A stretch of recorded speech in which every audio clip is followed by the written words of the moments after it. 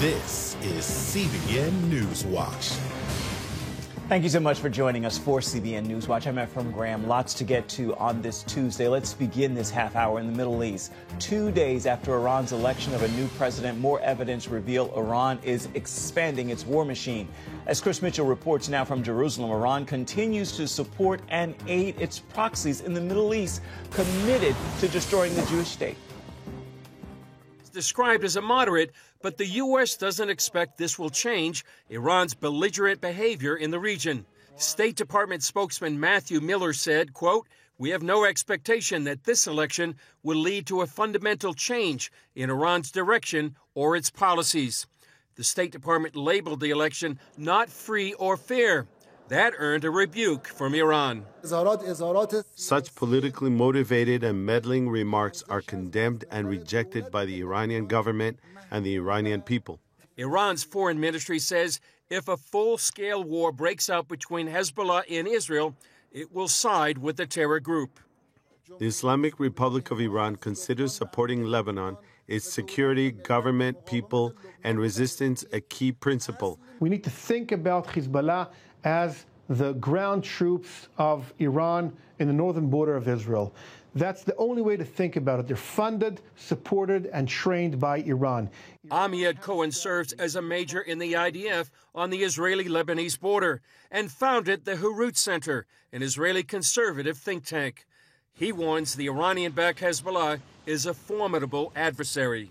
Hezbollah is a real army, so it doesn't have tanks. It has a handful of them, but that's not the importance of that. It, first of all, has 150,000 rockets that are from range from 10 kilometers to 500 kilometers. That's across Israel, and they're mostly the tens of thousands out of them are accurate, which can hurt Tel Aviv and Jerusalem and our cities inside Israel. This is a different war. Hezbollah's missiles and rocket arsenal is larger than most European nations, and its troops are well trained. And they're all backed up with the Iranian army, with technology, which Iran has a very good technological army. We know that. To be honest, we're better. We can win this war, but we need to understand who the enemy is. Hamas is a piece of cake compared to Hezbollah. New evidence supports the growing threat from Iran. Reuters obtained satellite photos showing Iran expanding its missile production facilities that can supply Hezbollah in Lebanon and the Houthis in Yemen. Since October 8th, Hezbollah has fired thousands of rockets and missiles into Israel, leaving dozens of communities in the north deserted and tens of thousands of Israelis from their homes and livelihoods. Many believe it's just a matter of time before a full-scale war will break out between Israel and Hezbollah. Chris Mitchell joins us now from Jerusalem with more. So, Chris, you talked with Major Cohen about the threat of Hezbollah. What is his suggestion of how to deal with the Iranian-supported proxy? Well, Ephraim, he wrote an article recently in a publication called The Tablet, and he called it the last Lebanon war. And what he wants Israel to do is think strategically about the coming war with Hezbollah. There's a low-scale war been going on since October 8th, but we anticipate a much larger war. He wants to finish that war with Hezbollah and not just fight to a stalemate that has been done many times in the past. He's looking to a future where Hezbollah is no longer a threat on Israel's northern border. He wants to destroy their military capability. He says he wants them to experience a clear loss of sovereignty. They basically control southern Lebanon. He would like to see Israel push back all the way to the Litani River, which would, he says, in a sense, would be Israel's new border in the north. And he says that Hezbollah and Iran, for that matter, won't be deterred unless they suffer a loss of territory with little hope of reclaiming it. And he believes that if this happens, it would really reshape the power dynamics in the Middle East. Chris, is there growing discontent inside Gaza against Hamas? Actually, there is, Ephraim. There's anecdotal evidence. There's some videos of people that are speaking out against Hamas, blaming Hamas, not Israel, for what's happening in the Gaza Strip. Now, Ephraim, it's very dangerous, and it can be even deadly to speak up against Hamas. There was a video that was online the other day about 3 men that were beaten and then murdered because they were accused of stealing food. And another point, Ephraim, you really see, I mean, ever since the beginning of this war, you really see Hamas soldiers. They don't wear uniforms. They blend in with the population. They use the population as human shields. So it's very hard for the IDF to determine who's a combatant and who's the civilians. But to the point you asked about, it is increasingly you hear of people inside Gaza that blame Hamas, not Israel, for what's happening in the last 8 to 9 months. We spoke yesterday about a possible hostage deal. What's the latest there? Well, there's a headline in the Jerusalem Post today that says, Hamas is maybe abandoning the deal, and they're actually blaming Israel for the potential collapse of the talks. It says what the IDF campaign in Gaza City could break down the talks. And what they mean by that is they really want the IDF to halt all its military operations. They want the war to stop. On the other hand, Israel wants to win the war. So these are contradictory goals. We've heard from John Kirby. He's the National Security Council spokesman. He says they wouldn't have sent a team to Cairo if they didn't think there was a possibility of a deal. On the other hand, we hear from Israel's finance minister. His name is Smotrich. He doesn't believe the current deal is worth signing. And he believes what that would do if they sign the deal, it would allow Hamas to reoccupy the north of Gaza, and they would basically eliminate and destroy the achievements of the war. And one final point, Ephraim, some people are questioning why is the IDF going back to places that it's already fought. What happens is that Hamas, by blending in with the population, can morph and go back to certain places where the IDF has fought them before. Really quickly, what's ahead today on Jerusalem Dateline? Well, we have a war update. We also have a Gary Lane story on Christians in Yemen, a very dangerous place for Christians.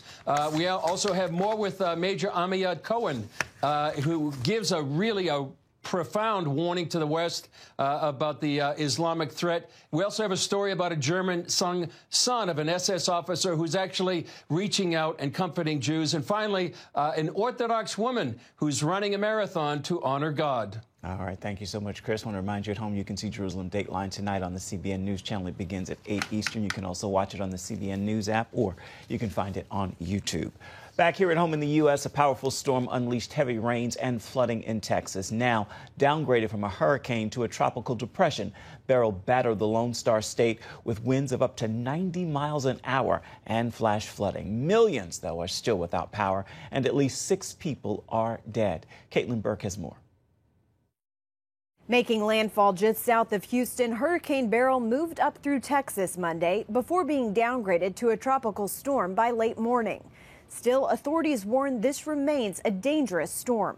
Hazardous conditions will persist even after the center of Beryl moves through. Weather experts consider Beryl unprecedented for so early in the season, largely due to its explosive growth, fueled by record warm temperatures in the Atlantic. National Hurricane Center Director Dr. Michael Brennan says in the days to come, significant rainfall will pose one of the greatest risks, with as much as 15 inches predicted in some parts of Texas.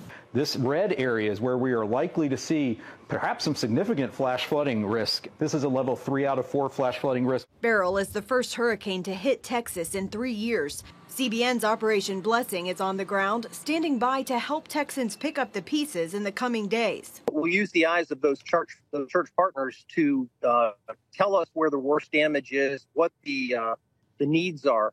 And based on that, we will select a church partner to partner with and decide which actions, whether they be feed, debris cleanup, or tarping houses, whatever the need is, that's what we'll be doing. Meanwhile, in the Caribbean, aid groups are rushing to provide support to islands like Jamaica, where Beryl hit as a Category 4 hurricane.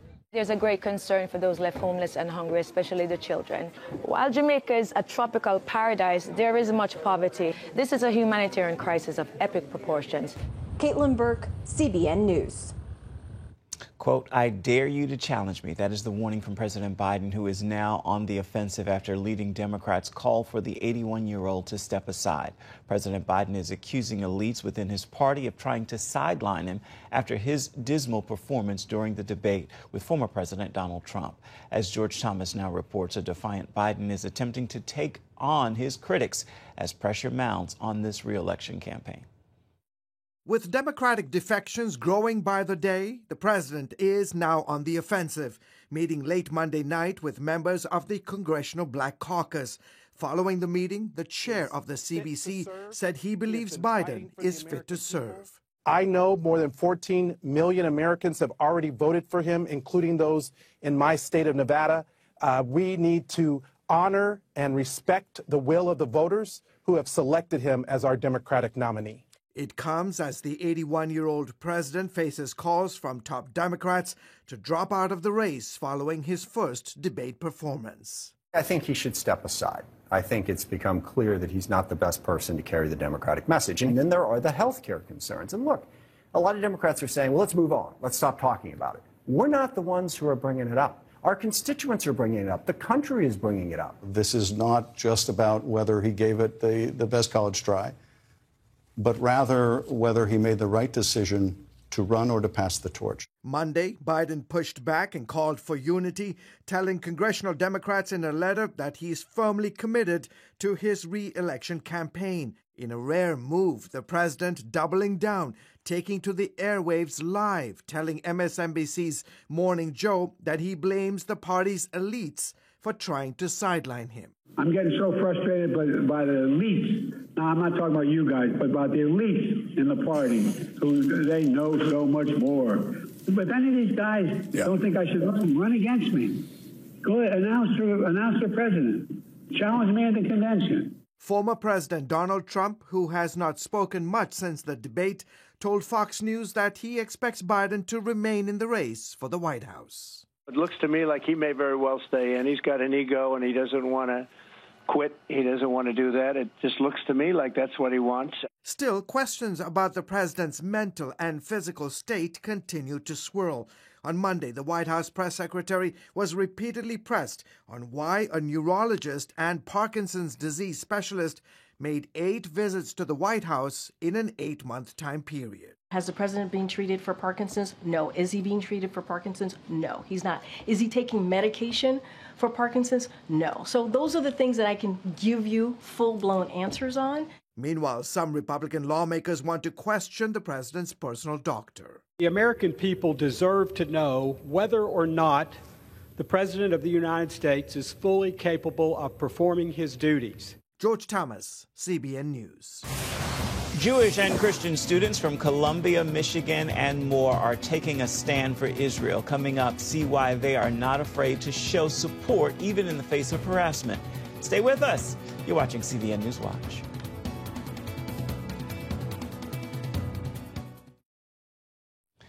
Welcome back to CBN News Watch. Pro-Palestinian protests on U.S. college campuses have made a strong impact on Jewish and Christian students. Recently, some of them visited Israel to see firsthand the devastation of the Hamas attacks and the ongoing war. CBN's Julie Stahl spoke with them about their visit and the inspiration it gave them to keep standing with Israel. These students have felt the weight of facing pro-Palestinian protesters and anti-Semitism on their campuses while advocating for Israel. I'm not going to pretend it's easy. It's a lot tougher than I would like it to be. The students met with Knesset member Danny Danon, who was recently approved as Israel's ambassador to the United Nations. Danon pledged solidarity with the students. We are at war here in Israel fighting Hamas and Hezbollah, but also those brave students are at war on the campuses in North America. Michael Eglash says these students needed to have a personal experience here to help in their work back home on campus. Not too long after October 7th, we saw that there was a tremendous need to bring student leaders, pro-Israel student leaders, both Jewish and non-Jewish, to Israel to see firsthand the terrible atrocities and to bear witness to what happened. Eglash says now they will be better prepared for their mission to take action for Israel.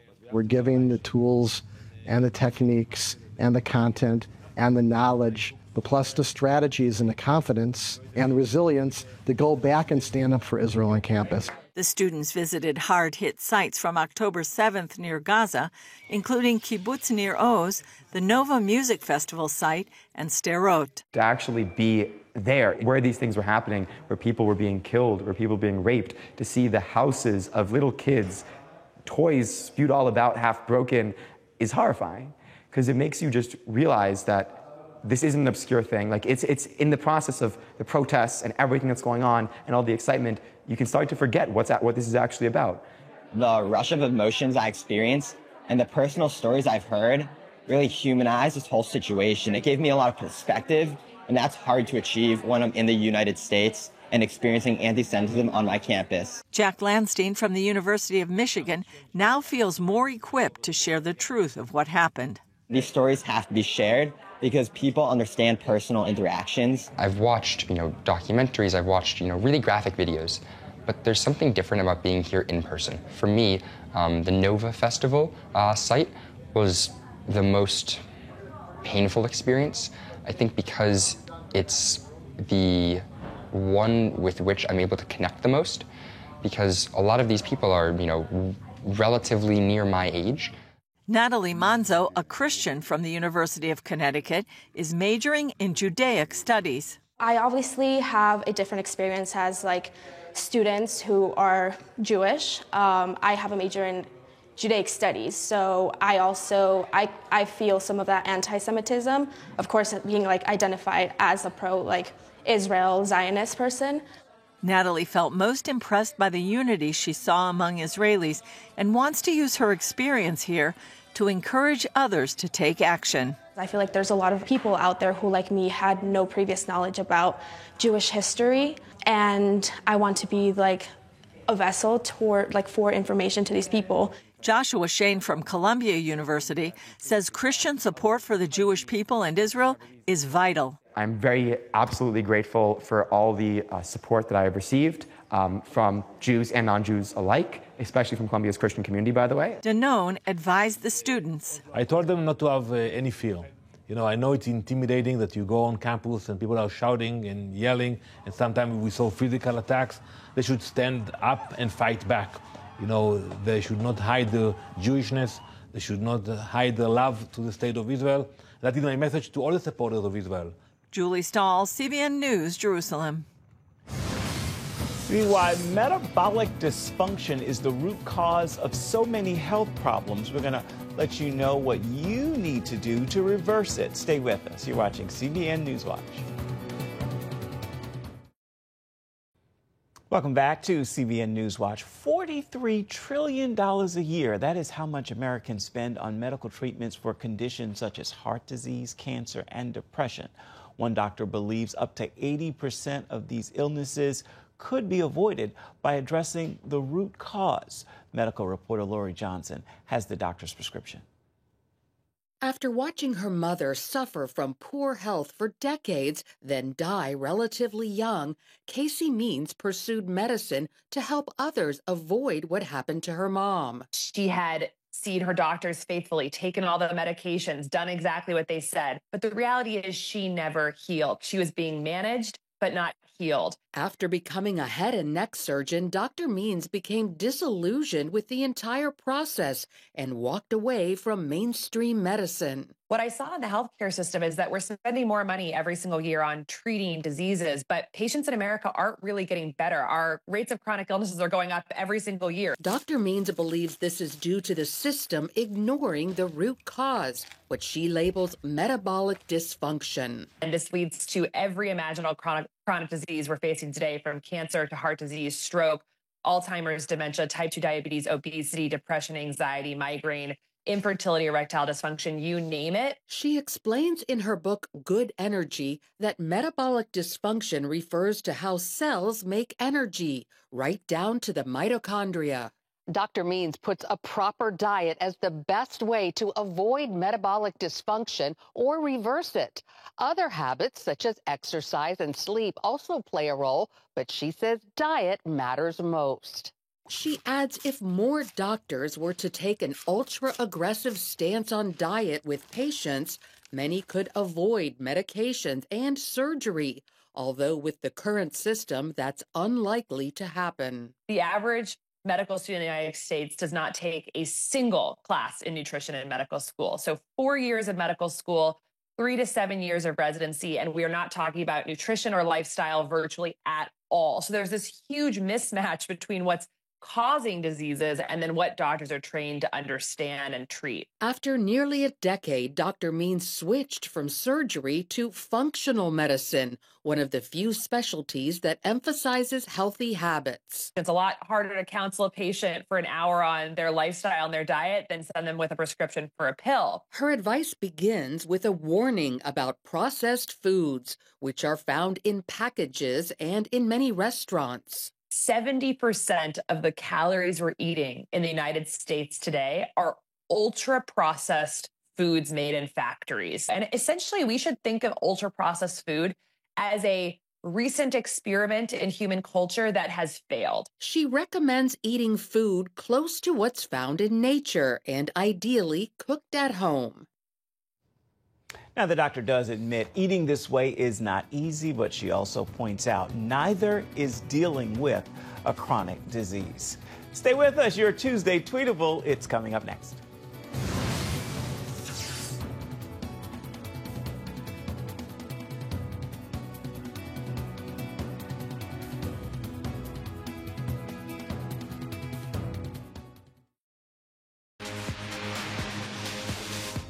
And with that, it's time for your Tuesday Tweetable. I want to leave you with this message to post, tag, tweet, and share with those in your circles of influence. Emotions, they are real, but don't put them in the driver's seat of your life. Feel what you feel, but rise above the feelings to follow the leading of the Holy Spirit. He is the only one who deserves to be in the driver's seat. And I promise you this, he will not steer you wrong. Well, that is going to do it for this edition of CBN News Watch. Thank you so much for watching. I want to remind you, you can always find more of our news programs on the CBN News Channel. You can find them there at any time. You can also find them at cbnnews.com. Take a moment and let us know what you think about the stories you've seen today or any day. You can do that by emailing us. That address is right there at the bottom of your screen. It is newswatch@cbn.com. And of course, you can always reach out and touch us on Facebook, Instagram, and X, formerly known as Twitter. Thank you so much for joining us on this Tuesday. We look forward to seeing you right back here, same time tomorrow. Goodbye and God bless.